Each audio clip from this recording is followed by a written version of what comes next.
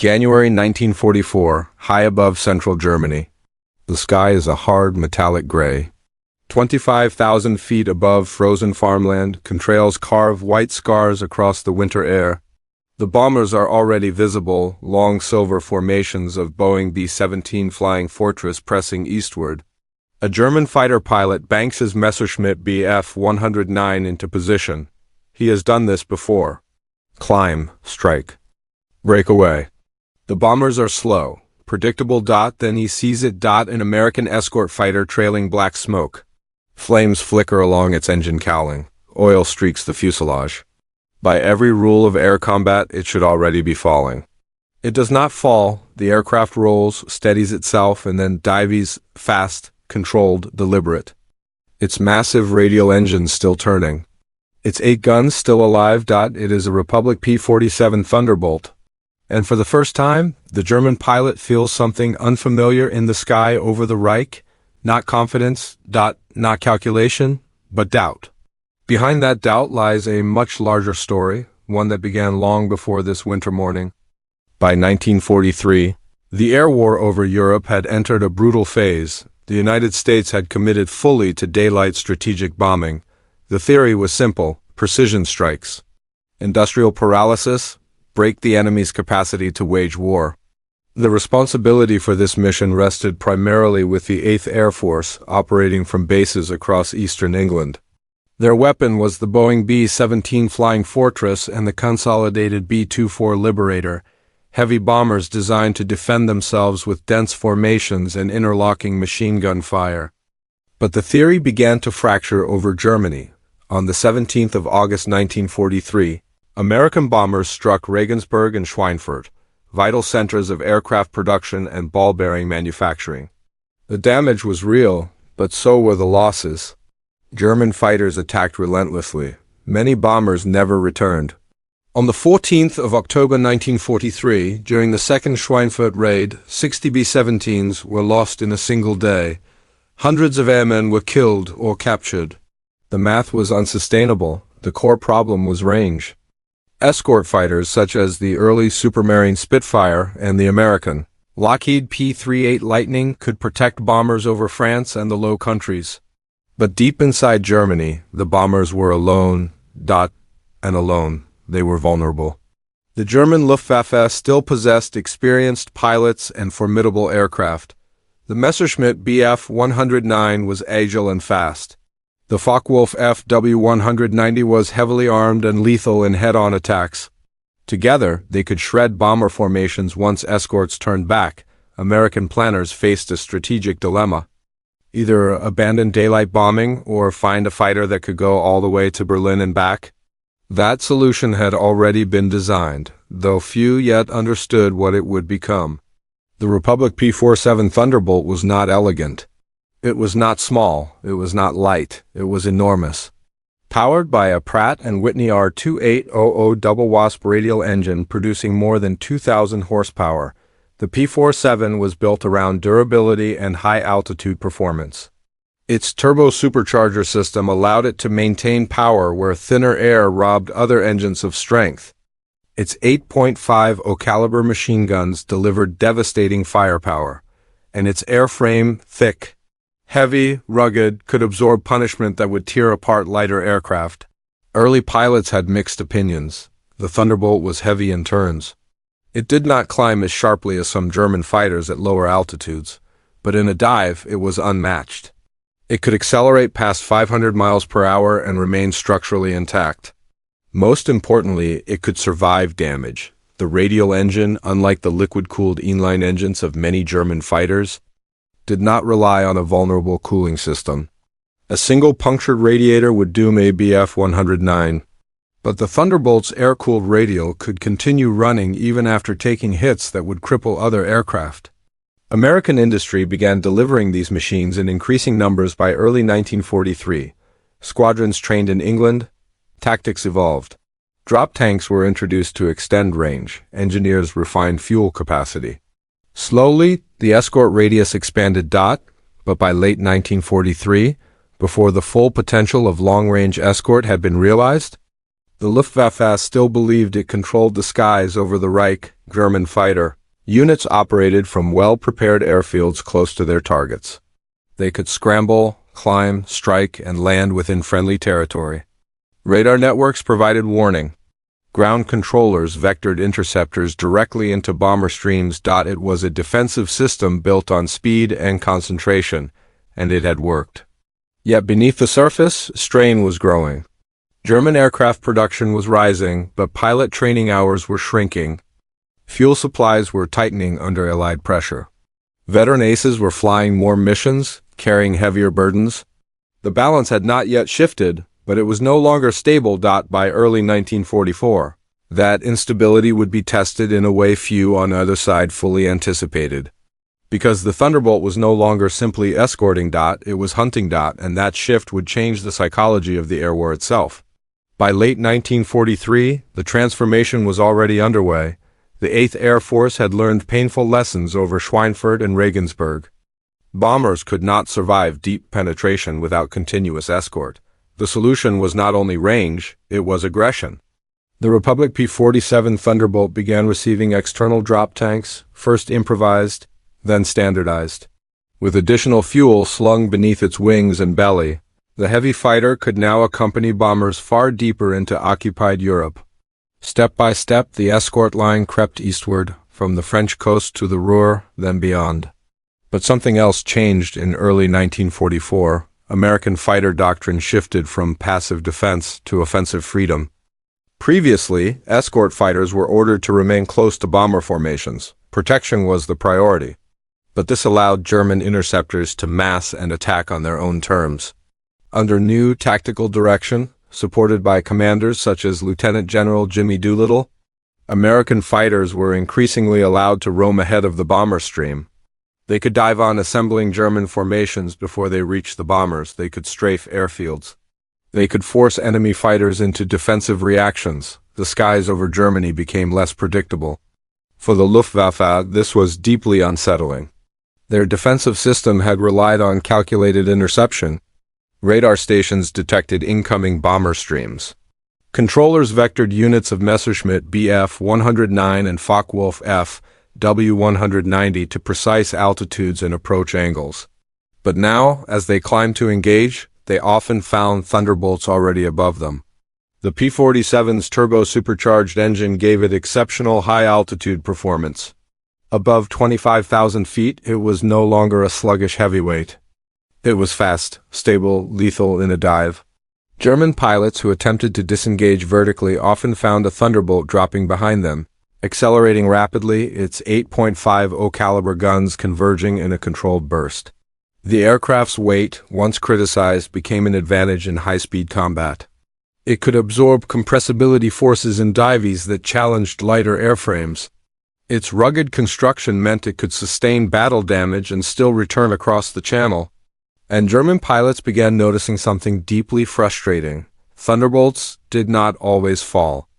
Combat reports from 1944 increasingly describe American fighters trailing smoke, panels missing, sections of cowling blown away, yet remaining airborne. The radial engine, lacking a vulnerable liquid cooling system, could continue operating despite punctures and oil leaks. Fuel tanks were self-sealing. The cockpit was armored. Structural spars were thick. A Bf-109 pilot might land after a short engagement, his radiator pierced and coolant drained in seconds. The Thunderbolt pilot, by contrast, might nurse a damaged machine for hundreds of miles. The psychological equation shifted. Interception had once meant calculated risk with measurable reward. Now it meant uncertainty. The broader strategic picture intensified this pressure. In February 1944, Allied planners launched a concentrated campaign against the German aircraft industry, a coordinated assault later known as Big Week. The objective was not only to destroy factories but to draw the Luftwaffe into decisive battle. The bombers would strike aircraft production centers. The escorts would seek out and destroy German fighters in the air. The Thunderbolt became central to this design, with extended range and aggressive rules of engagement. P-47 groups were tasked not merely with protection but with attrition.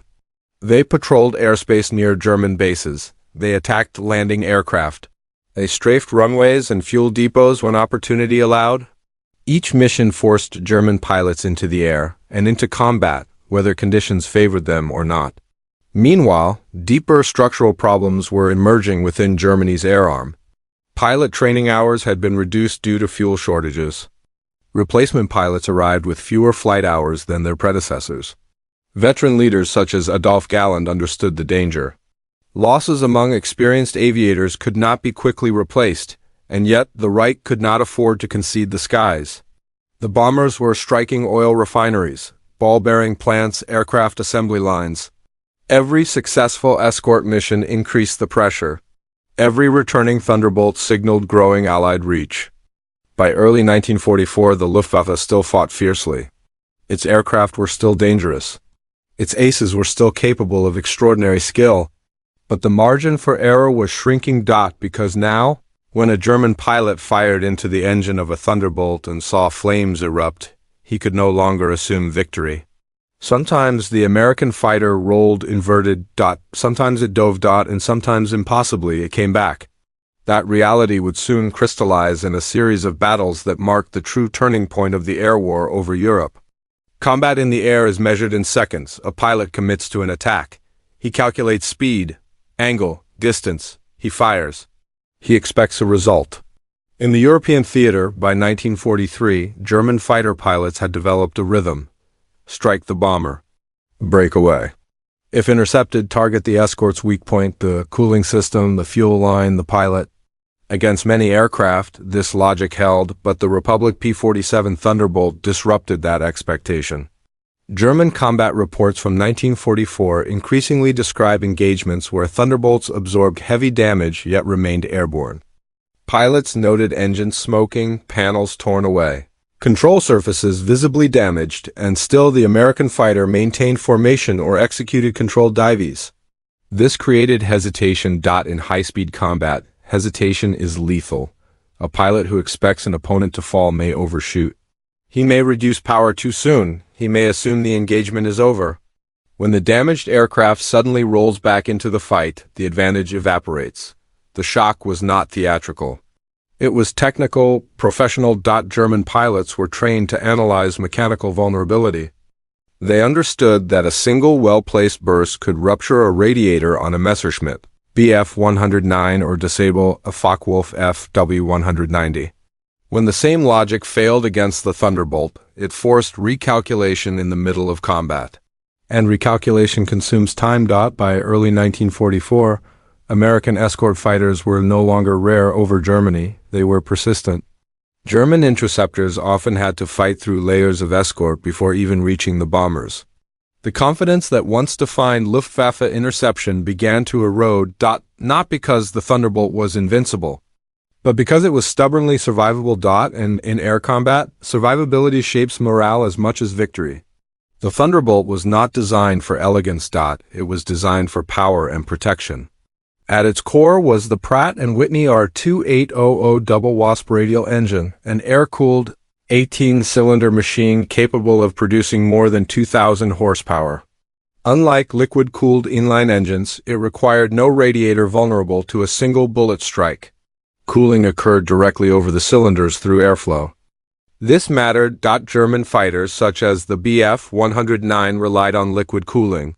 A punctured radiator could drain coolant in seconds, leading to rapid overheating and engine seizure. Even minor damage could force immediate disengagement. The Thunderbolt's radial engine could sustain damage and continue operating, sometimes roughly, sometimes inefficiently, but long enough to escape. The aircraft's structure reinforced this resilience. It was large, heavy, built with thick wing spars and a robust fuselage frame. The cockpit was protected by armor plating.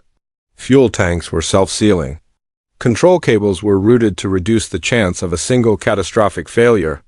Its turbo-supercharger system, mounted deep within the fuselage and connected by long ducting, allowed it to retain power at altitudes above 25,000 feet.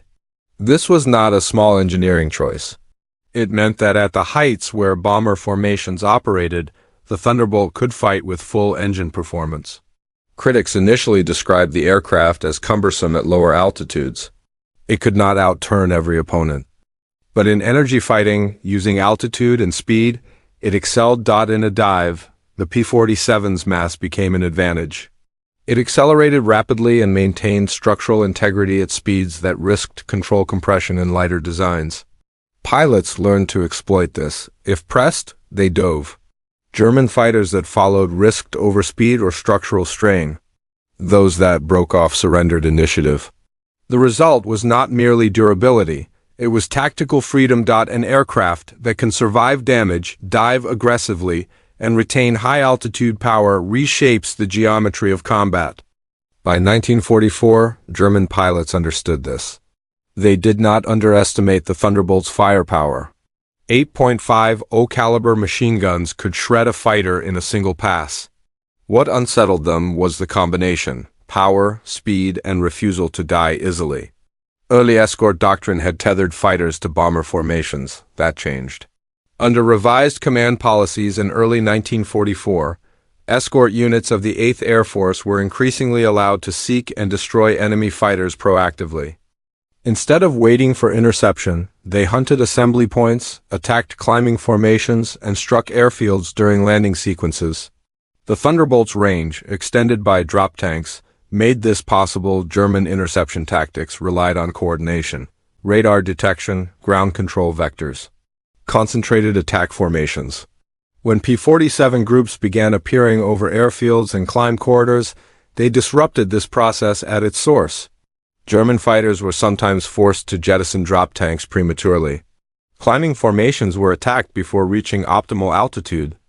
Landings became hazardous under strafing fire. This did not immediately cripple the Luftwaffe, but it increased operational stress. Every sortie now carried additional uncertainty. Pilots who once climbed confidently to a known interception point now scanned for American fighters already above them. The Thunderbolt was no longer just an escort.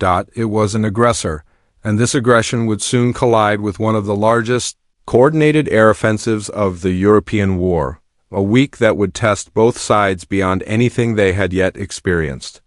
By early 1944, the burden on German fighter leadership had become acute. At the center of that pressure stood General Lieutenant Adolf Galland, one of the Luftwaffe's most experienced and respected commanders. Galland understood both the strengths and weaknesses of German air power. He had flown combat. He had studied aircraft performance, and he recognized that the war in the air was shifting. The Luftwaffe still possessed capable aircraft. The Messerschmitt Bf 109 remained agile and deadly in experienced hands. The Focke-Wulf Fw 190 was formidable in firepower and ruggedness. But Galland saw a growing imbalance in resources and pilot replacement. The arrival of large formations of Republic P-47 Thunderbolt escorting bombers deep into Germany signaled a structural change. The Allies were no longer probing at the edges. They were forcing sustained combat over the Reich itself. Galland repeatedly warned that attrition among experienced German pilots was reaching dangerous levels. Training hours for replacements were shrinking due to fuel shortages. Aircraft production was rising, but skill could not be manufactured at the same pace. When Thunderbolts began engaging aggressively, not merely defending bombers but attacking climbing interceptors and strafing airfields, it forced German leaders into reactive decisions. Scramble more units, launch earlier. Commit reserves. Each response consumed fuel and manpower. Leadership now had to manage not only the tactical fight, but the erosion of the force itself. And as losses mounted during major offensives, the strategic dilemma sharpened. Defend industry at all costs or preserve pilots for a longer war. The air war over Europe was not decided by individual duels alone. It was shaped by factories. The United States possessed an industrial base capable of producing aircraft in staggering numbers. By 1944, American production lines were delivering thousands of fighters and bombers each month. The Thunderbolt, despite its size and complexity, rolled out in quantities that allowed entire groups to be replaced and reinforced quickly.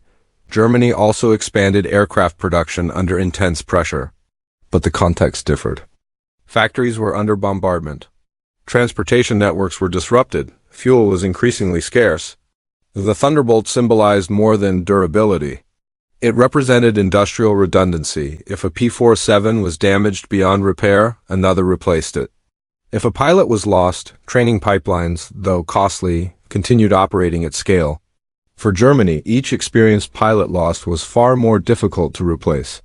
By 1944, new Luftwaffe pilots often entered combat with significantly fewer flight hours than their predecessors. They faced veteran Allied escorts who were gaining experience mission after mission. When a German pilot saw a burning Thunderbolt return fire and escape, it was not only a tactical frustration. It hinted at something larger. The enemy could absorb losses, material and mechanical, at a rate Germany could not match. Air superiority became less about isolated victories and more about sustained endurance. And endurance favored the side with deeper reserves. Air combat in 1944 was intensely personal. Pilots saw one another at close range. They recognized markings, they tracked habits, reputation mattered. So did confidence. In 1943, German fighter units often approached bomber formations with aggressive certainty. They had inflicted heavy losses. They believed the daylight bombing campaign could be broken through attrition. By early 1944, that certainty was fading. The consistent presence of long-range escorts altered morale. Interceptions no longer meant striking relatively isolated bombers. They meant engaging layers of fighters determined to challenge every approach. When Thunderbolts survived damage that would have destroyed other aircraft, it subtly reinforced the perception of Allied resilience. German pilots still fought with skill and courage. Many continued to score victories. But the sense of inevitability shifted. The psychological advantage, once grounded in tactical dominance over unescorted bombers, weakened. Morale does not collapse overnight. It erodes gradually through repeated experiences that challenge expectation. A fighter trailing smoke that refuses to fall, a dive that cannot be matched. An airfield strafed before takeoff. Each moment alone is survivable. Together they accumulate.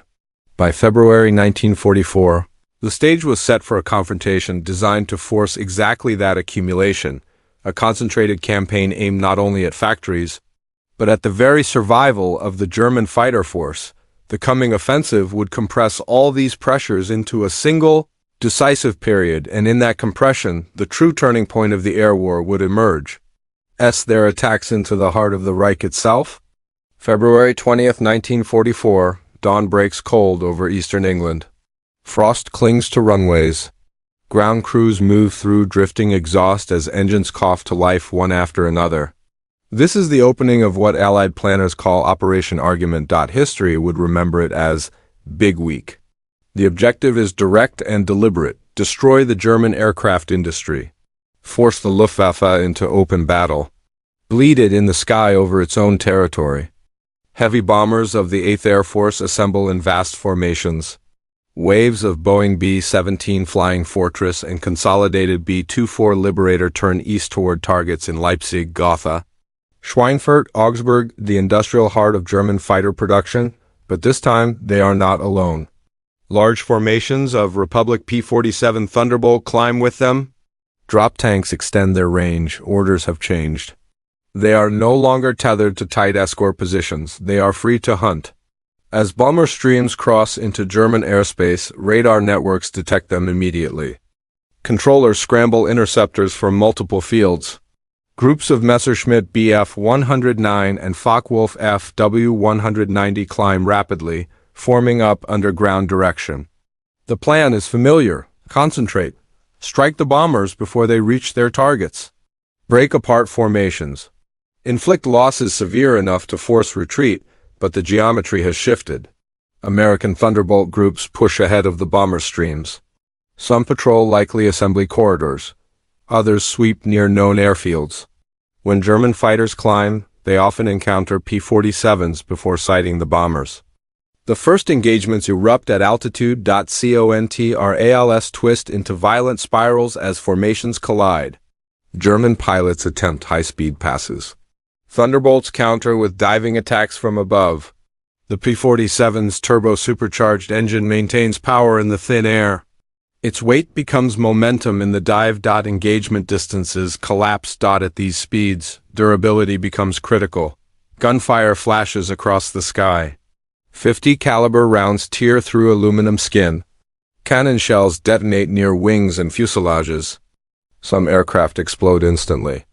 Others trail smoke. In previous months, German pilots often disengaged after damaging an escort fighter, confident that coolant loss or structural weakness would finish the job. Now they see something different. Thunderbolts struck in the engine continue flying. Some drop out of formation only to dive, regain speed, and rejoin the fight. Others, visibly burning, maintain control long enough to escape westward. The shock is subtle but real. Big Week unfolds not in a single battle but across consecutive days. February 20th, 21st, 22nd, 24th, 25th. Hundreds of bombers strike aircraft factories, assembly plants, and component works. Each mission draws German interceptors into concentrated combat. The Luftwaffe responds fiercely. Losses on both sides are significant. American bombers still fall. Escorts are shot down. German fighters score victories, but the scale is relentless. Thunderbolt groups escort deep into central Germany, in some cases nearing Berlin's airspace. The distance alone signals a strategic breakthrough. The escort line has extended beyond what many believed possible only months earlier. And with extended range comes sustained pressure. German pilots who survive one engagement must refuel, rearm, and scramble again, sometimes twice in a single day. Fuel consumption rises sharply. Replacement pilots are thrown into combat under intense conditions. Attrition begins to accumulate. Reports compiled after Big Week indicate severe losses within German fighter units. Experienced leaders are killed. Aircraft are destroyed not only in the air but on the ground under strafing attacks. Meanwhile, Thunderbolt groups report heavy but manageable casualties. Replacement aircraft arrive from American factories. Damaged machines are repaired rapidly in England. The asymmetry becomes visible. The Thunderbolt's durability, once an engineering feature, now expresses itself as strategic advantage. An aircraft that can survive damage and return preserves not only the pilot but the investment of training and experience. Every P-47 that limps back across the channel represents continuity. Every German fighter lost over its own territory represents depletion. By the end of February 1944, the Luftwaffe has been forced into exactly the kind of battle Allied planners intended. Sustained, large-scale air combat over critical industrial zones. Factories are damaged. Production is disrupted, but more important than the physical destruction is the human cost. German fighter strength begins to thin, and yet the decisive psychological moment has not fully crystallized. It will come in the engagements that follow, when burning Thunderbolts do not merely survive, but press their attacks into the heart of the Reich itself. By March 1944, the pattern was undeniable. The escorts were not turning back, on missions aimed at Berlin, Brunswick, and other deep targets. Formations of the Republic P-47 Thunderbolt were now reaching distances that only months earlier had been considered beyond safe operational limits. Drop tanks were refined, navigation improved. Fighter coordination tightened. For the Luftwaffe, this meant that interception no longer occurred in predictable corridors. Thunderbolts were appearing above airfields, along climb routes, and even over target zones where German fighters once felt relatively secure. The decisive change was not a single battle. It was repetition. German pilots reported increasing encounters with escorts that refused to disengage, even after taking visible damage. Gun camera footage and after-action summaries from American units describe aircraft returning with shattered cowling panels, oil-splattered windshields, holes torn through wings and fuselage, yet still flying. The radial engine at the heart of the Thunderbolt proved exceptionally tolerant of punishment. Unlike the liquid-cooled engines of the Messerschmitt Bf-109, which could seize rapidly after coolant loss, the P-47's air-cooled cylinders often continued functioning despite multiple strikes. This altered tactical calculations in subtle but decisive ways. A German pilot attacking from astern might score hits on the engine and expect the familiar sequence: smoke, power loss, spiral descent. But instead the Thunderbolt might dive aggressively, using gravity and mass to escape.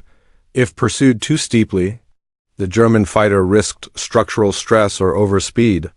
If the pursuit was abandoned, the American aircraft survived. Survival preserved numbers. Numbers preserved pressure. And pressure began to suffocate the German defensive system. During sustained escort missions in early spring 1944, Thunderbolt groups increasingly strafed airfields after bomber formations passed.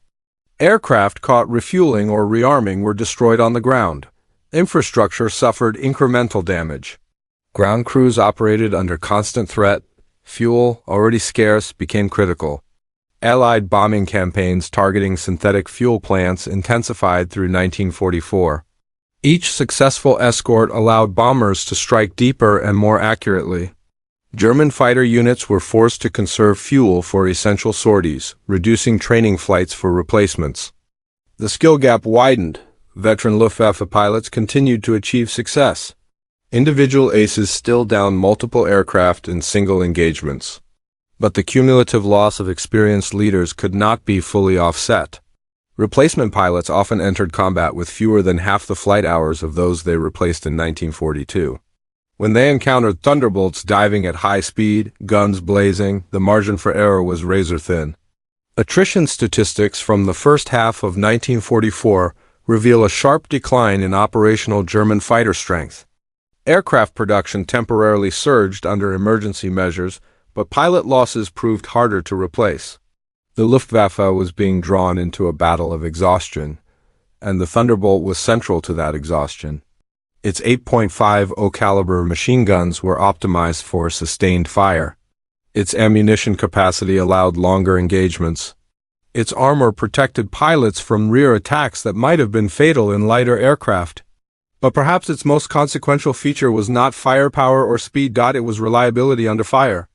A fighter that can absorb damage and return home preserves institutional knowledge.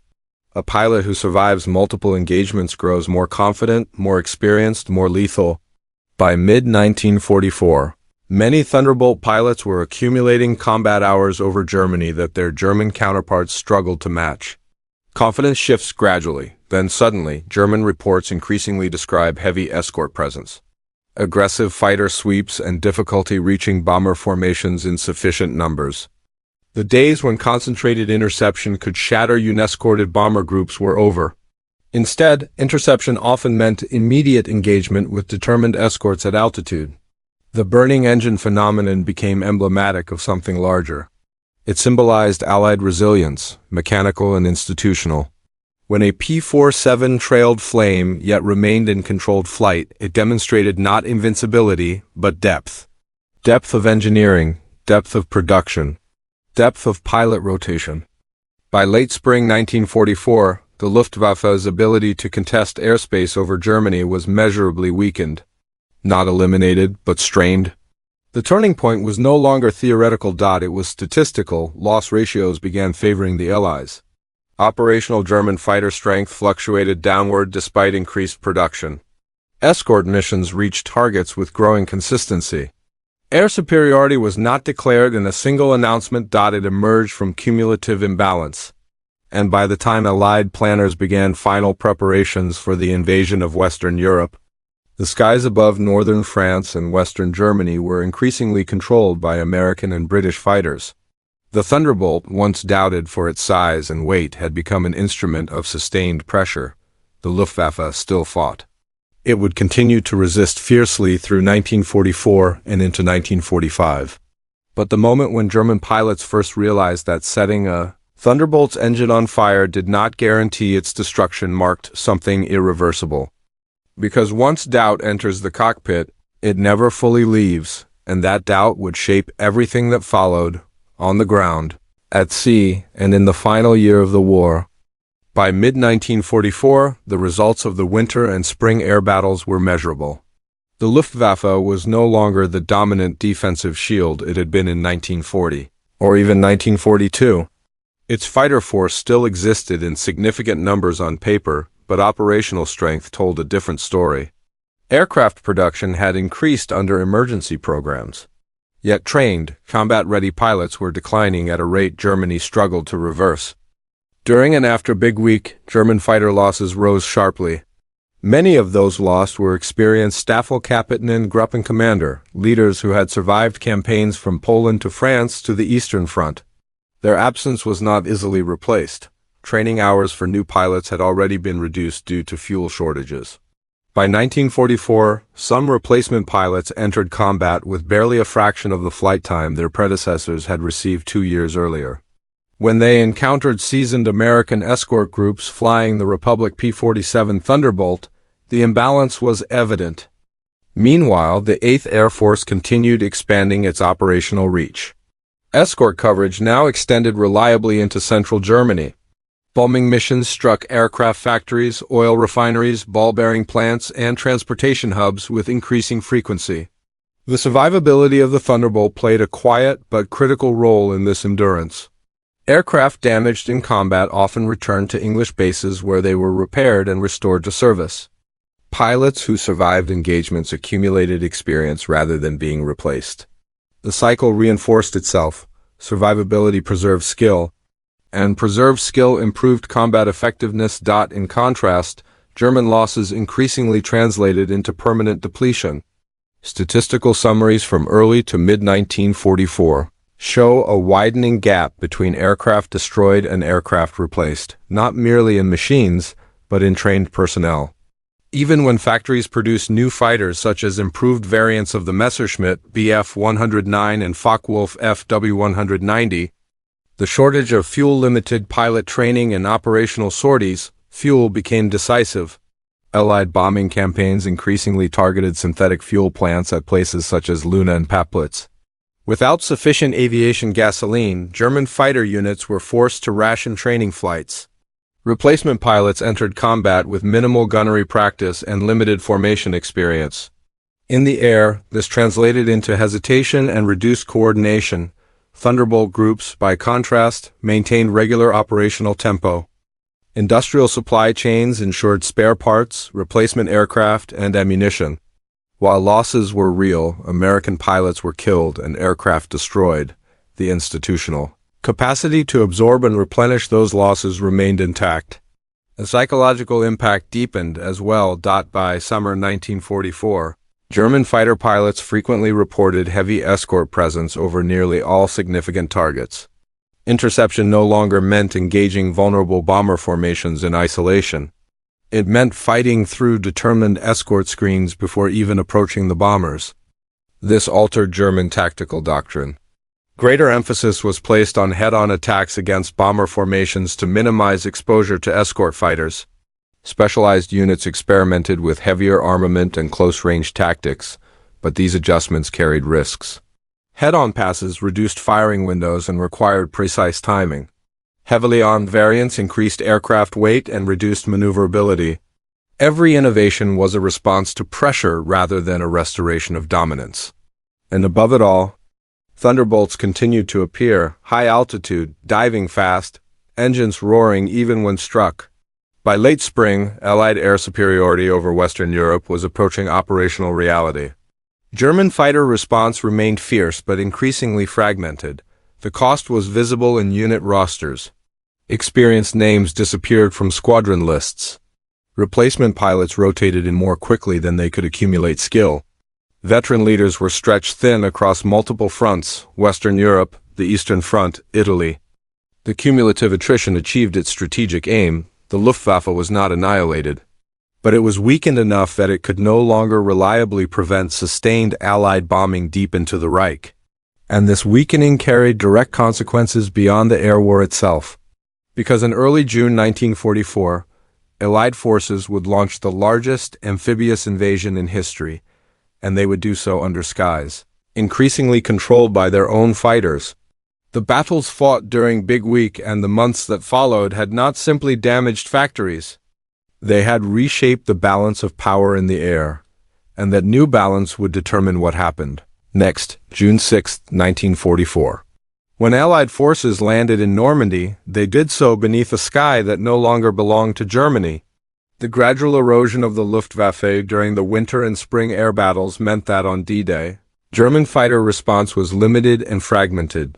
Sorties were flown, individual engagements occurred, but there was no sustained aerial counteroffensive capable of contesting Allied air dominance over the beaches. This was not an accident of timing. It was the consequence of months of attritional combat in which escort fighters, including large formations of the Republic P-47 Thunderbolt, had systematically reduced German operational capacity. With air superiority increasingly secured, the Thunderbolt itself began evolving in role. Originally introduced as a high-altitude escort fighter, the P-47 transitioned smoothly into ground attack operations. Its rugged airframe and powerful radial engine made it well-suited for low-altitude strikes. By mid-1944, Thunderbolt units were strafing rail lines, attacking armored columns and destroying supply convoys across occupied France and later inside Germany. The same durability that had unsettled German pilots at altitude now proved invaluable near the ground. Anti-aircraft fire was intense. Small arms rounds struck fuselages and wings, yet many P-47s absorbed punishment and returned to base.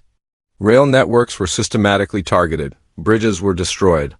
Fuel convoys were attacked before reaching frontline units. As Allied armies advanced across France and into the Low Countries, Thunderbolts operated in close support, disrupting German attempts at reinforcement. For Germany, the fuel crisis deepened. Allied bombing of synthetic fuel plants earlier in 1944 had already reduced aviation gasoline output. Now, with rail lines damaged and supply routes under constant air attack, distribution faltered as well. Fighter units struggled not only to train, but to deploy in sufficient numbers when needed. By late 1944, the Luftwaffe faced a paradox. Aircraft production had reached impressive figures under emergency mobilization, yet operational sorties declined due to fuel shortages and pilot attrition. Experienced aviators had been lost during Big Week and subsequent campaigns. Replacement pilots often entered combat against seasoned Allied opponents flying aircraft proven in months of continuous battle. The psychological shift that began when burning Thunderbolts refused to fall matured into strategic reality. German memoirs written after the war often describe 1944 as the year when the air war became unwinnable. Not because individual engagements were impossible, but because the cumulative imbalance in production, fuel, and pilot training proved insurmountable. The Thunderbolt was not the only Allied fighter contributing to this outcome. Aircraft, such as the North American P-51 Mustang, extended escort range even further later in 1944. British fighters maintained pressure across occupied territories. Bomber forces intensified oil and transportation strikes. But the P-47 had played a central role in breaking the earlier defensive equilibrium. It had carried escort coverage deeper into Germany during a critical transitional period. It had absorbed punishment that might have eliminated more fragile aircraft. It had preserved experienced pilots who would continue flying through the final year of the war.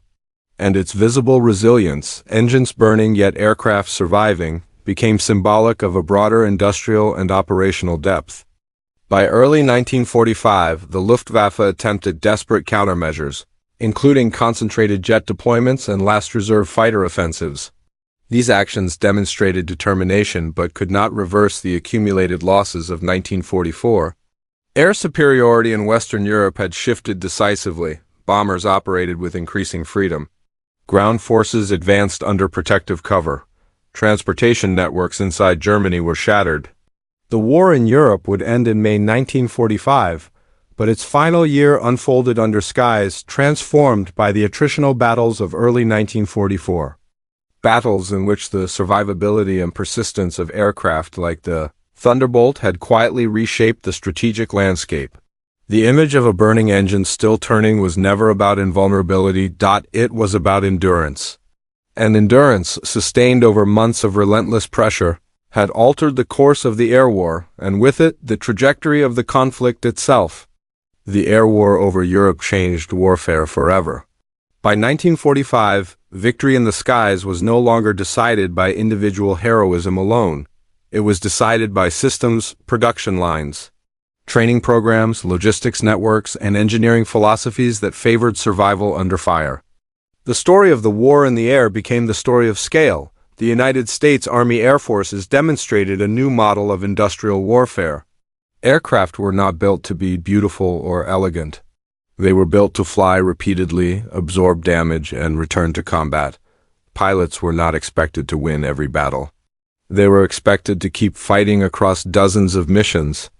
The Thunderbolt's legacy was not simply its combat record. It was the idea that durability itself could be a weapon. An aircraft that survives damage preserves experience. Experience multiplies effectiveness over time.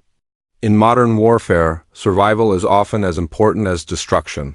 For German pilots, the psychological transformation was profound. Early war air combat had been built around decisive victories, quick overwhelming strikes that shattered enemy formations. But by 1944, the air war became a war of endurance. Every sortie carried not only tactical risk but strategic consequence. The burning engines that continued to fly symbolized something deeper about the nature of technological warfare. Machines had become extensions of national economies. The skies were no longer contested only by pilots, they were contested by factories. Scientists and supply chains. The air war also reshaped post-war military thinking. Future fighter design would increasingly balance speed, firepower, and survivability. Commanders would prioritize pilot protection, redundant systems, and electronic warfare capabilities. But beyond strategy and technology, there was a human lesson. Pilots on both sides fought knowing that survival was not guaranteed. Courage was measured not in single battles, but in the willingness to return to the cockpit again and again. The war in the sky did not end with a single decisive dogfight. It ended when one side could no longer replace what it lost. And in that quiet mathematical truth, history was decided.